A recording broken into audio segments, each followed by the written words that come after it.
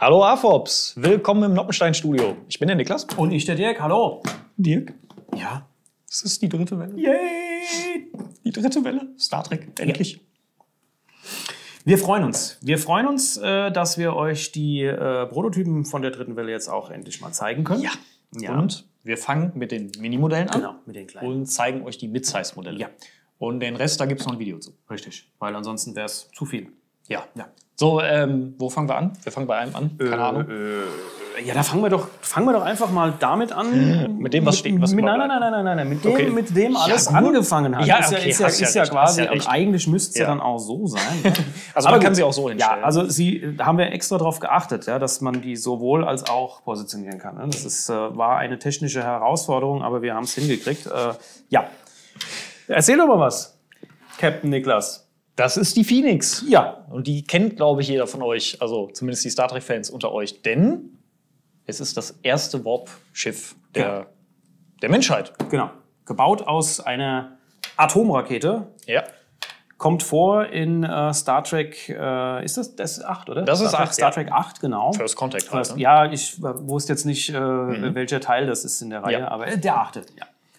Und ihr seht, Minimodell, ist ja klar. Ja. Aber ich glaube, für Achtung ein jetzt. Minimodell Achtung jetzt. haben wir es ganz gut hingekriegt. Und natürlich, Achtung jetzt. Knaller. Also das finde ich ja klasse. es ist die Phoenix. Ja. Natürlich kann sie das. Das zeigen wir mal in unsere Detailkamera. Also dass man hier die Gondeln ausfahren kann, ja, super klasse. Musste sein. Eine technische Meisterleistung, die unser Captain Niklas hier vollbracht hat. Ja. Ja gut, technische Meisterleistung würde ich jetzt nicht sagen. Aber Ja, also- sie musste halt rein. Ich finde es klasse. Mir hat es gefallen. Am Anfang wusste ich das nicht und dann drückt er mir das Ding in die Hand und ja. So kann man Leute Also begeistern. ich finde es ist schön. Also es gefällt mir. Ich glaube, das ist mein neuestes Lieblingsminimodell. Ja, Glaube ich auch. ja, vielleicht nicht in den Farben, aber Ich wollte gerade sagen, die Farben, wir sind nämlich gerade dabei, es sind natürlich nicht die Ja. richtigen Farben. Nein. Kennt ihr schon von unseren anderen Sachen. Ja. Im Shop sollten die Sachen jetzt eigentlich zu sehen sein, Genau. dementsprechend, da könnt ihr euch das angucken, wie die Sachen richtig wie es aussehen. fertig aussieht. Ja. Genau. Wir wollen aber weitermachen. Also, wir haben ja noch mehr. Fliegen wir mal weg. haben ja noch mehr. Jetzt weiß ich gar nicht, jetzt muss ich mal eben kurz gucken. Du hast die neueren Sachen, ne? Was hab ich, die neueren? Gehen wir doch zeitlich, Ja, genau, zeitlich richtig. durch, ne? Das kennt der ein oder andere von euch vielleicht. Das ist ein romulanischer Bird of Prey. War das auch? Oder hatten die, Ich glaube, da kommt noch eine andere Musik. Nee, das war Jetzt fängt er damit wieder an. Egal. unvergessen. Ja. Also, ein remulanischer. Ein remoladischer Warbird, genau. Der remoladische Warbird. Ja. Kann man auch machen. Der romulanische Warbird, so jetzt habe ich es, aus der Originalserie, also aus TOS, Ja. hat er einen sehr prominenten Auftritt in einer Folge. Ach, das ist die Folge mit dem Schauspieler, der später dann auch Spocks Vater gespielt Genau. hat. Richtig, ja, ja. Und natürlich hier unten auch, das wird dann Man sieht's jetzt nicht so gut. Im Original wird es dann auch so richtig schön mit Goldelementen. Ist auch der Vogel natürlich. Aber es ist halt ein Bird of Prey. Und das romulanische, also das Symbol des romulanischen Imperiums, aber das kennt ihr eigentlich auch schon, weil das hatten wir auch schon bei unserem Deridex-Kreuzer. Jeder Sockel hat immer die Form der jeweiligen Ära bzw. auch Fraktion. Genau. Ja. So. Dann, jetzt muss ich wieder gucken. Was hättest du denn gern? Ja, ich glaube, zeitlich, oder? Zeitlich dann das hier, ne? Oder das ist, glaube ich, also wir können sie auch einfach mal beide auf den Tisch stellen. Ne? Dann haben wir halt mal zwei. Was soll's? Ja, also. Dann leg mal los. Also das ist ein Vorcha-Raumschiff, ja? Genau. Ein klingonischer Kreuzer. Was ist das, ein Kreuzer? Ja, so ein Schlachtkreuzer. Ist Schlachtkreuzer, das, glaub ich, schon. Aber das sind noch nicht diese richtig fetten Dinger. Nee. Da gibt es noch einen größeren. Es gibt noch einen größeren. Soll ich den Namen sagen? Ja, Ja, also das ist die Nekwa. Ja. Ich habe nämlich vorhin eine Diskussion vom Zaun gebrochen, wie groß die Dinger eigentlich sind und habe mich leider vertan. Ich ging davon aus, das Flaggschiff, also das, in dem der Kanzler durch die Gegend fliegt, wäre eine Vorcha. Und dann hat mich Captain Niklas eines Besseren belehrt. Nein, das ist die Nekwa. Einmal mit Profis arbeiten. Entschuldigung, sowas, was man sich hier anhören muss. Aber das da ist, wie gesagt, eine Vorcha, die ist... Und ist sogar zumindest geht es hinten schon mal in die richtige Farbrichtung mit dem Grün. Also annähernd, ja. Also entfernt. Aber ich finde so, dass das Rosa hier vorne hat auch irgendwas, ne? Ja, es muss ja nicht immer so aggressiv rot sein. Genau. Ne? Rosa hat auch was. Piu, Okay. piu, macht die dann. Eine Wortscharklasse. Finde ich auch sehr schön, dass unsere Klingonenschiffe langsam auch noch etwas ausgebaut werden. Und dann haben wir die hier. Und das ist ja, also im Film heißt es ja, Scotty nennt es ja einen hässlichen Pott. Ich persönlich mag dieses Raumschiff sehr. Ich wollte gerade darauf zu sprechen kommen. Ist man dann jetzt eigentlich raus, wenn man sagt, dass man das Schiff vom Design her schön findet? Weil mir hat die immer gut gefallen. Mir nehme ich auch. Also das ist, ihr könnt es euch schon denken, die USS Excelsior. Die NX 2000 mit dem Transwarp-Antrieb. Der, glaube ich, nicht so wirklich funktioniert hat. Nee. Aber das ist sind Fakten für ein weiteres Video. Ja. Und hier natürlich wieder Sternenflottensymbol, klar. Wir reden immerhin über ein Sternenflottenschiff. Und das ist sie. Und ich muss sagen, ich hätte nicht erwartet, dass wir sie im Minifigurenmaßstab so gut treffen. Genau. Also auch hier mit den Gondeln, dass die schön hier abgerundet sind. Also ich zeige es mal von oben hier, diese schöne abgerundete Gondel und so. War ich schon überrascht bei der Phoenix tatsächlich. Also das hat mich auch weggeblasen, als ich das kleine Ding gesehen habe. Gerade der kleine Maßstab ist teilweise gar nicht so einfach bei den Schiffen. Ja. Also ich glaube, man unterschätzt das. Die Großen sind da schon einfacher, weil man kriegt halt fast alles Brickbuild hin. Und wo wir gerade bei kleinem Maßstab sind, da finde ich auch dieses Exemplar hier sehr gut gelungen. Das ist eine kardassianische Galor-Klasse, ein Kriegsschiff. Ich glaube, das ist nicht ganz das Größte, was die haben. Ich glaube, da geht noch eine Nummer größer. Ich bin mir nicht ich meine ja, ich weiß, aber die sehen auch alle gleich aus. Da bin ich jetzt tatsächlich ein bisschen raus. Ja, also ich kann mich noch erinnern, dass man sehr viele explodieren sieht in ein paar Folgen. Dafür sind sie ja gebaut worden. Ne? Also, wie gesagt, die kardassianische Galor-Klasse, hier auch annähernd in Echtfarben, wie man sehen kann. Natürlich nicht. Also, ich weiß nicht, in welcher Farbe wird die kommen? Da haben wir ich glaube, das ist so ein Tan-Ton. Dark Tan. Also da gab es auch ein viel hin und her. Also wir haben das Ding in, ich glaube insgesamt 4 verschiedenen Farbvarianten und Kombinationen aufgebaut und haben es dann letztendlich, hat es glaube ich der Lizenzgeber sogar entschieden. Ne? Es gibt ein paar Sachen, da müssen wir dann auch und ihr wisst das halt, wir haben natürlich nur die Farben aus unserer Farbpalette zur Verfügung. Dementsprechend kann es natürlich auch mal sein, dass die eine oder andere Farbe nicht ganz hundertprozentig trifft. Das liegt halt daran, wir wollen halt jetzt nicht extra Farben für sowas machen. Es geht ja darum, dass mit den Steinen, die man hat.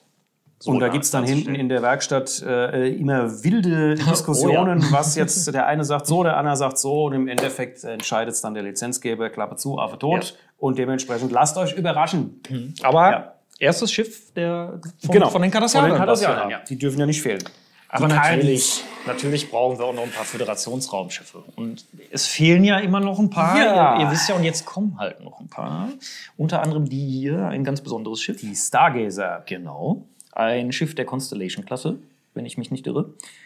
Und ein ganz besonderes Schiff, denn hier hat unser ganz berühmter Captain Jean-Luc Picard sein erstes Kommando drauf gehabt. Und hat er es nicht sogar verloren?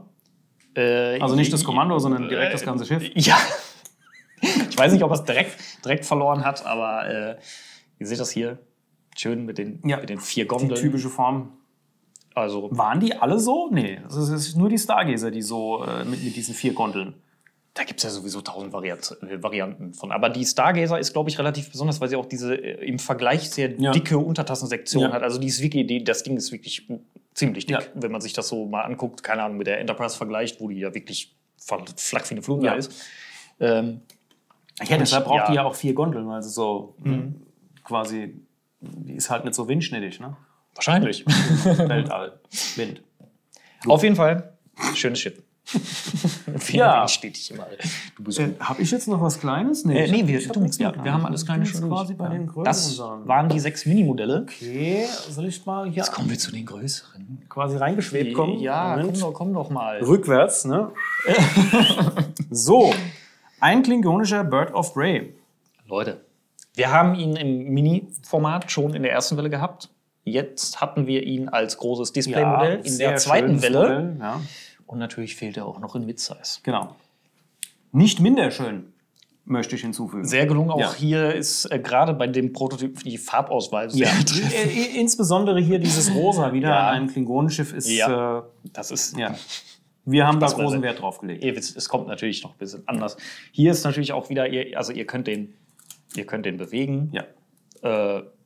Hier auch, wie ihr wollt, könnt ihr das Ding bewegen, wie ihr habt. Hier unten ist wieder das klingonische Symbol des klingonischen Imperiums und auch hier, wie beim Großen im Grunde genommen. Beim Großen ist es genauso mit einer schönen... Auch hier mit diesen Teilen, also das mit diesen... Was sind das für Teile? Ich habe auch keine Ahnung. Sicheln, keine Ahnung.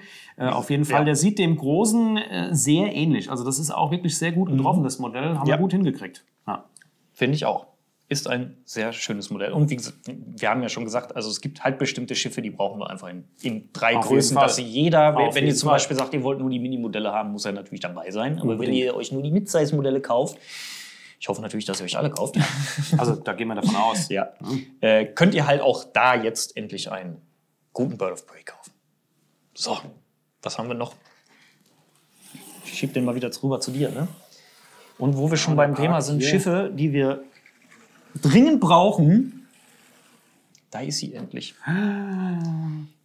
Irgendwie sind die Gondeln, glaube ich, so ein bisschen. So, das ist sie. Die Enterprise E. Ich habe die ganze Zeit schon drauf gewartet. Ich finde sie ja auch ziemlich cool. Ja, die E, die ist so schön. Ja. Sovereign-Klasse. Ja. Ganz wichtig natürlich das Schiff aus, warte mal, jetzt muss ich überlegen, Star Trek 8, ne? Ja. Doch, Star Trek 8. In First Star Trek 8 Contact kommst du das erste Mal vor, ja. So muss ich ja eben. Ihr seht schon, da ist eine etwas längere Achse drin, damit sie auf jeden Fall auch hält. So sieht sie dann einmal von unten. Weil auch hier, da ist dieser Deflektor. Ja.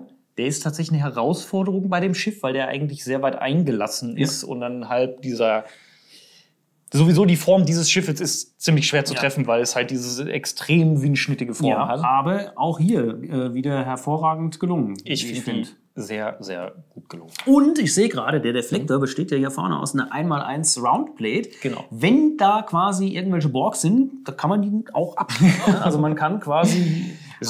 Sollte man tun, bevor sie um Hilfe rufen. Haben wir wohl auch drauf geachtet, man kann das direkt nachspielen, ne? Die ganze Szene. Ja. Also, jetzt gibt es sie endlich auch in Mid-Size. Ja. Finde ich super. Und was es jetzt auch gibt, und ich glaube... Wo wir gerade bei den Borg waren. Wo wir gerade bei den... Mit Nachrichten senden. Nachrichten senden? Ja, erinnerst du dich nicht an die Folge? Welche Folge? Ja, da gibt's so eine Folge, wo sich herausstellt, dass die Sphäre, die sie ja mit der Enterprise... Du verrätst ja schon wieder viel zu viel, worum es geht. Ich wollte jetzt hier quasi mit... Kann man natürlich und so weiter. Ja, das erste Mal, glaube ich, gell? Das ist das erste. Wir haben die NX-01 aus der Serie Enterprise. Also ihr habt danach geschrien, ihr habt danach verlangt, wir haben euch gehört, da ist sie. Wir haben euch das eigentlich auch schon mal ein paar Mal gesagt, dass wir alle wichtigen Schiffe aus Serien und Filmen natürlich haben wollen. Und ihr wollt sie natürlich auch. Ja. Und dementsprechend darf natürlich das Schiff von Captain Archer nicht fehlen. Ganz genau. Und es ist, wie ich finde, eines der schönsten Schiffe aus dem Star Trek-Universum überhaupt. Also gefällt mir sehr gut. Ich habe auch gerade kürzlich, das habt ihr vielleicht mitbekommen, wenn ihr die Videos fleißig verfolgt habt, die ENT komplett durchgeguckt. Bin jetzt wieder bei TOS. Ich mag das einfach. Ich mag die Serie, ich mag das Schiff. Ich finde es schade, dass die damals so frühzeitig beendet wurde. Ich hätte gerne mehr davon gesehen. Aber jetzt haben wir hier das Noppenstein-Modell und wer sich da nicht satt sehen kann, der kann immer wieder gucken, wenn er will.